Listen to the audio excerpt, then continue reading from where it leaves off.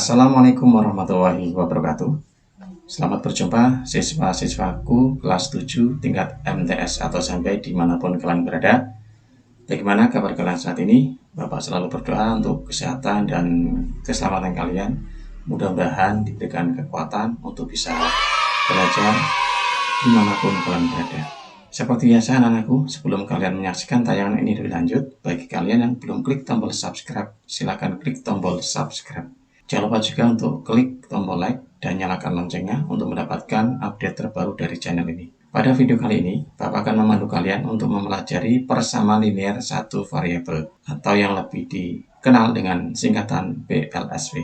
Apakah kalian sudah siap? Jangan lupa siapkan peralatan tulis dan snack secukupnya. Adapun tujuan pembelajaran pada video kali ini, yang pertama, kalian dapat menentukan pengertian persamaan linear satu variabel atau PLSV.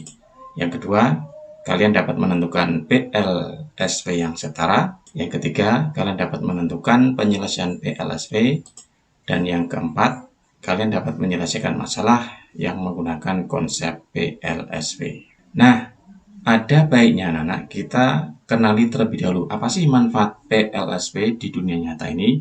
Mari kita lihat beberapa kasus. Yang pertama, di dunia pertaksian. Saya yakin kalian mungkin sudah ada yang pernah naik taksi, ataupun kalau tidak taksi mungkin Gojek dan sebagainya dan sejenisnya.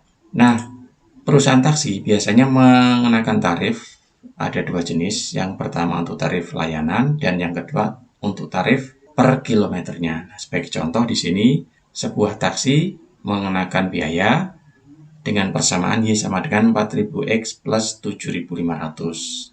Nah, 7500 ini biaya untuk sekali buka pintu atau tutup pintu, artinya untuk biaya layanannya. Kemudian yang 4000X ini artinya per kilometernya itu kena cas Rp4.000. Dengan persamaan ini maka kita dapat mengetahui berapa biaya taksi dalam suatu perjalanan. Contoh lain, nah, misalkan bagi pelamar kerja ini diberikan dua alternatif penawaran. Di perusahaan A itu memberikan tarif Rp450.000 per minggu. Sementara perusahaan B memberikan gaji Rp10.000 per jam. Dua perusahaan tersebut itu sama-sama bekerja satu harinya 8 jam. Nah, dengan PLSV ini, konsep ini, maka pelamar tersebut bisa menentukan kira-kira mana yang lebih menguntungkan, apakah perusahaan A atau perusahaan B. Dengan perhitungan matematika, perusahaan B berarti dalam satu harinya itu mendapatkan gaji 80.000. Artinya dalam satu minggu 80.000 dikali 6, 480.000. Dengan demikian, pelamar tersebut bisa menentukan gaji mana yang lebih tinggi antara perusahaan A dan perusahaan B. Perusahaan B ya, karena gajinya Rp480.000 per minggu. Contoh lain, nah, konsep PLSV ini dapat digunakan untuk membuat prediksi keuntungan. Misalkan ini sebuah toko kue, untuk mendirikan usaha kue membutuhkan modal Rp200.000. Kemudian dalam satu bulan prediksi keuntungannya itu masuk Rp150.000. Nah, dengan persamaan Y sama dengan 150X min 200, ini si pemilik toko kue dapat menentukan prediksi keuntungan dalam beberapa bulan yang dikehendaki. Nah, menarik kan? Ternyata mempelajari persamaan linear satu variabel itu bermanfaat dalam kehidupan nyata. Baik, kita lanjutkan.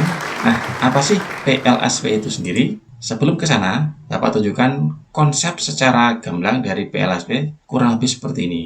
Ya, ini induknya di atas ada kalimat matematika, kemudian punya turunannya ada tertutup, kemudian terbuka.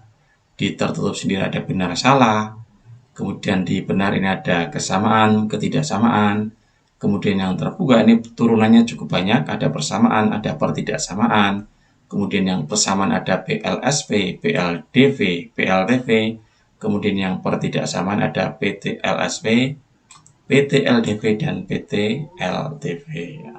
Seperti apa pengertiannya?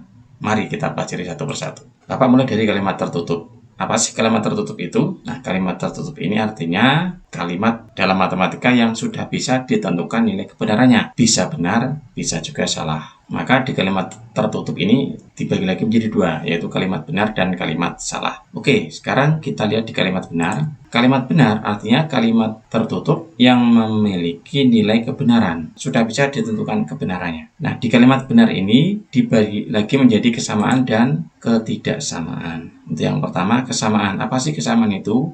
Kesamaan artinya kalimat benar yang dihubungkan tanda sama dengan. Contohnya nih, 3 kali 4 sama dengan 12. Ini sudah bernilai benar ya, 3 kali 4 sama dengan 12. Dan dihubungkan tanda sama dengan. Contoh lain, 7 ditambah 9 sama dengan 16. Kemudian ketidaksamaan. Ketidaksamaan artinya kalimat benar yang dihubungkan tanda bisa lebih kecil, bisa lebih besar, bisa lebih kecil atau sama dengan, bisa lebih besar atau sama dengan. Contohnya ini, 6 tambah 2 kurang dari atau lebih kecil dari 10. 15 dikurangi 4 kurang dari atau sama dengan 11. 8 dikurangi 5 tidak sama dengan 5 dikurangi 8. 2 dikali 3 lebih besar atau sama dengan 6. 15 dibagi 5 kurang dari 4. Nah, ini semuanya bernilai benar, cuman tanda hubungin yang berbeda ya. Kemudian kalimat salah artinya kalimat tertutup yang mengandung nilai kebenaran berupa salah. Kalimat tertutup yang mengandung nilai salah. Contohnya, 2 ditambah 5 sama dengan 6. Ini jelas salah.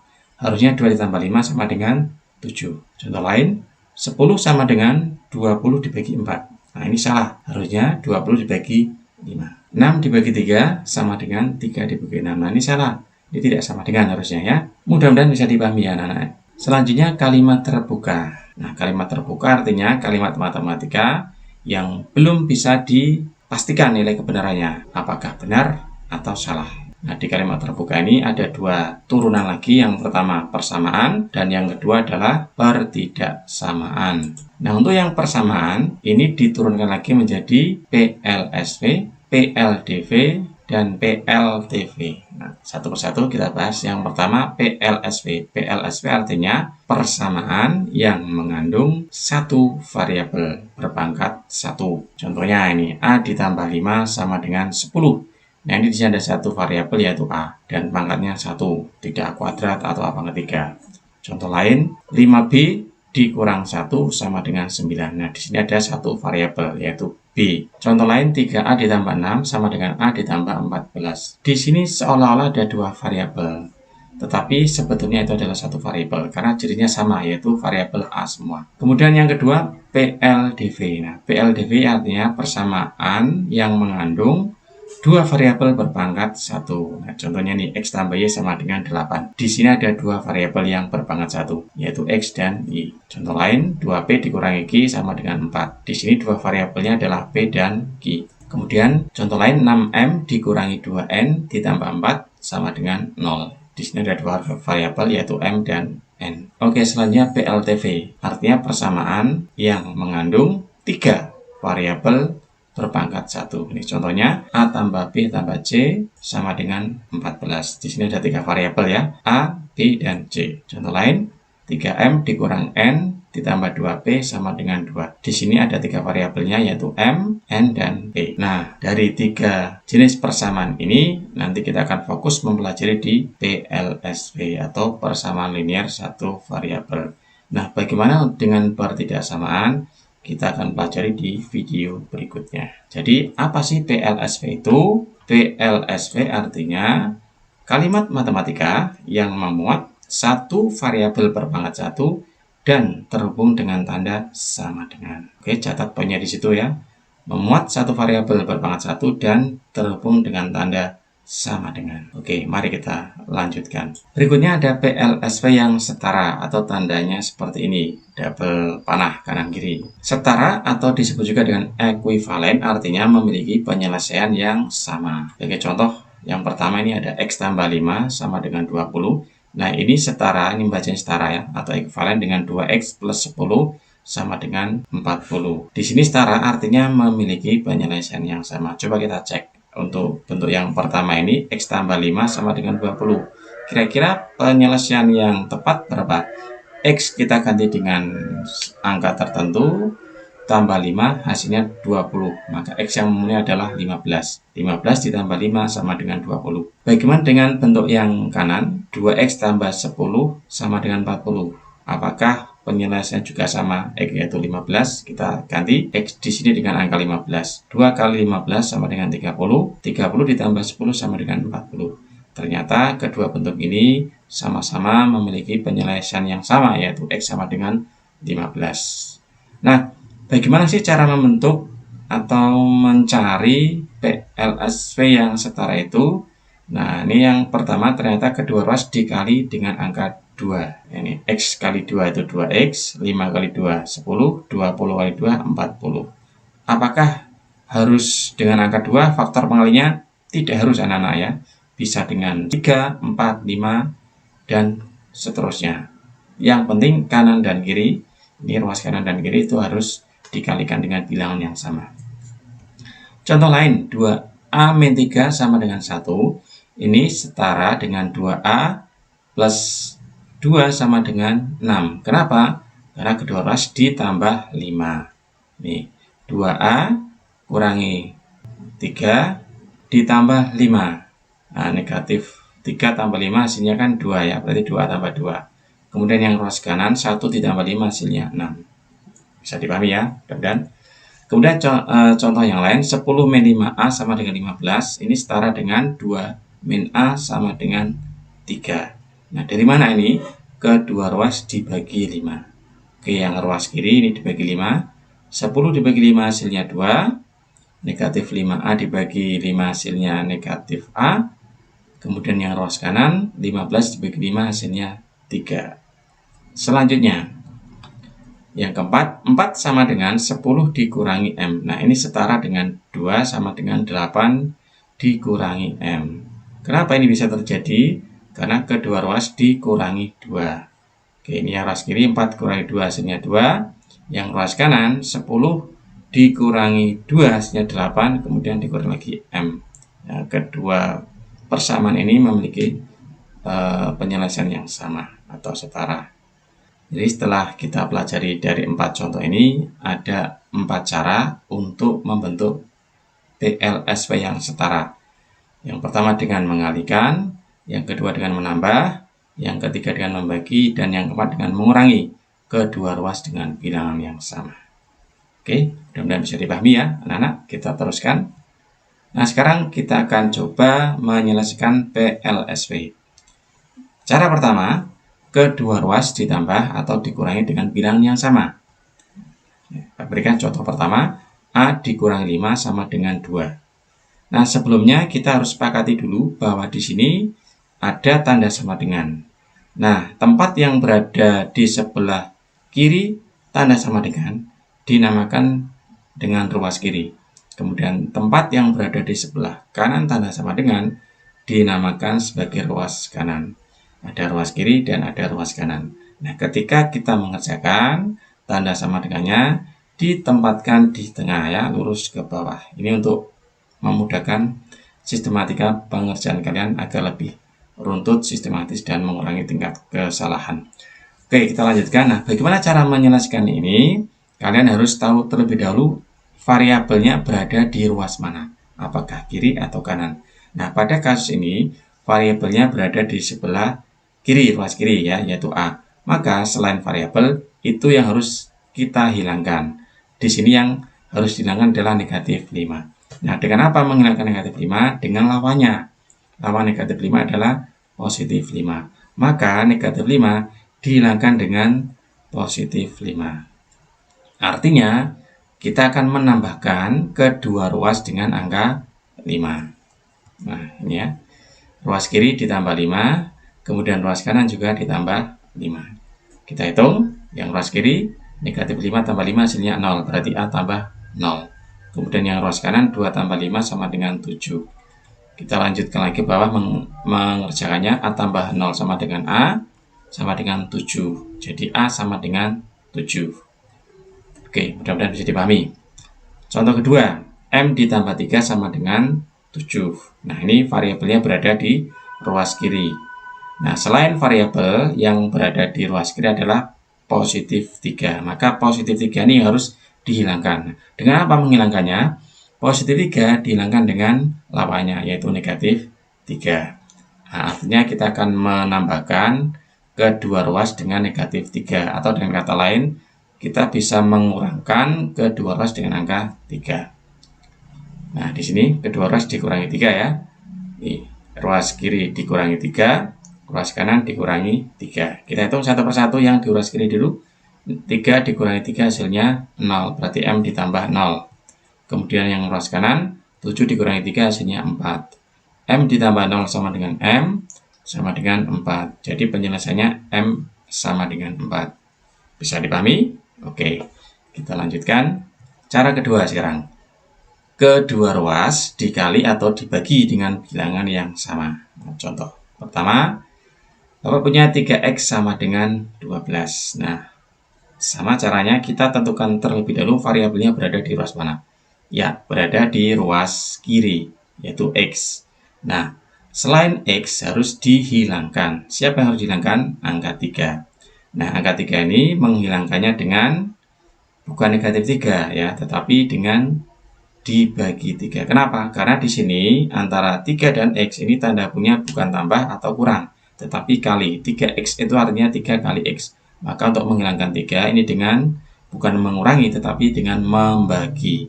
3 dihilangkan dengan bagi 3. Nah, artinya kita akan membagi kedua ruas dengan angka 3.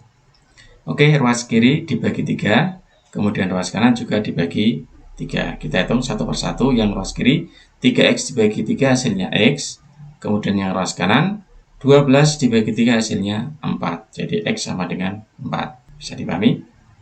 Contoh berikutnya, N dibagi 4 sama dengan 5. Berada di ruas mana anak-anak variabelnya? Ya, di ruas kiri. Maka selain N harus dihilangkan. Nah, di sini yang harus dihilangkan adalah per 4. Per 4 ini nama lainnya adalah seperempat ya. Nah, seperempat ini untuk menghilangkannya ya kita tidak dikurangi. Nah, karena di sini 4 itu posisinya membagi N, ini kan 4 itu membagi N. Maka untuk menghilangkannya dengan ya kebalikannya 4 ini, atau karena 4 itu membagi, maka kebalikannya adalah kali ya. Berarti seperempat dihilangkan dengan kali 4.